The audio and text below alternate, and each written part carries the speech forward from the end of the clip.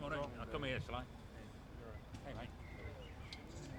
Ah, va bien come Dave, we know that Chris is still in hospital in Saint Etienne. He's had surgery. And what more news can you give us? Yeah, he had about 8 hours surgery through the night and repaired his femur, his hip, his elbow.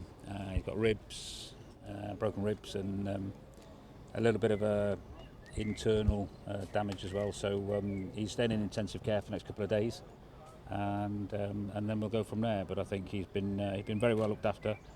Our doctor's with him now. Still, Michelle's with him. So we just keep monitoring the situation and see how it develops. Obviously, it depends heavily on the type of fractures, where the fractures are. Have you been given any reassuring news whatsoever? Well, I think yes. I think he's certainly been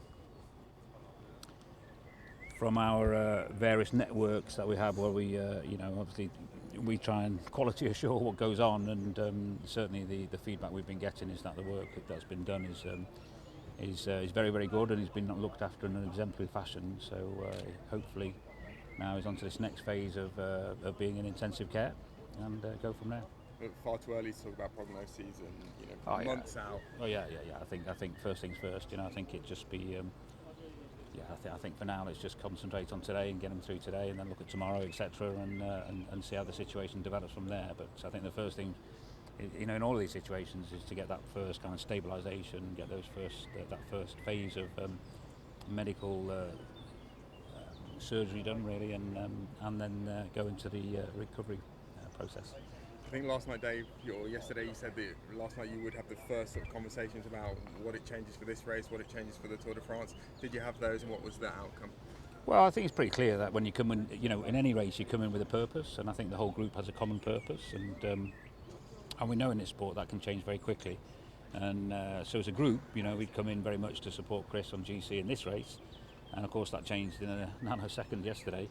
So I think the question is then to refine, to repurpose, find a new purpose. What's the rest of the week look like? And there's you can have the purpose of the team, but also each individual I think can find their own purpose for the rest of the race. And lots of them are building up towards the Tour, and that doesn't change. So there's still a lot for them to get out of this race, and building their condition and looking towards July. So.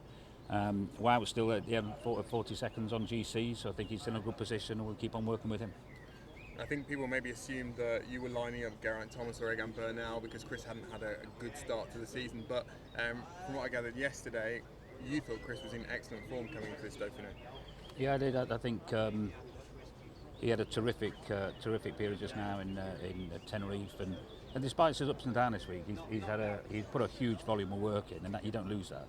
It's in there, and he really was the best I'd seen him for a long time, I must say. And I think with a few final touches, he'd have been really as good as we've seen him the last couple of years, I'd have said, in going into the Tour. But it's all hypothetical now, isn't it? And I think now we just refocus on the rest of the team and making sure they're getting ready for July.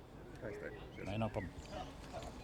Geraint and for Egan, it's a big difference riding a Tour de France with Froome, a little bit in the shadow of Froome, than now as the real leader from day one. Yeah, there's no doubt about that. I think you can't deny that taking him out of the race is going to have a big impact. I think it has a big impact on the race in its entirety, really, because he's one of the greats, isn't he? So not have him in a Tour is a real disappointment, and I think it's a shame, because we like sort of big names in the Tour, and that's what it's all about. But certainly for Egan and Geraint, it's him not being there is something to take into consideration. But very confident that they'll take that position up and do the best.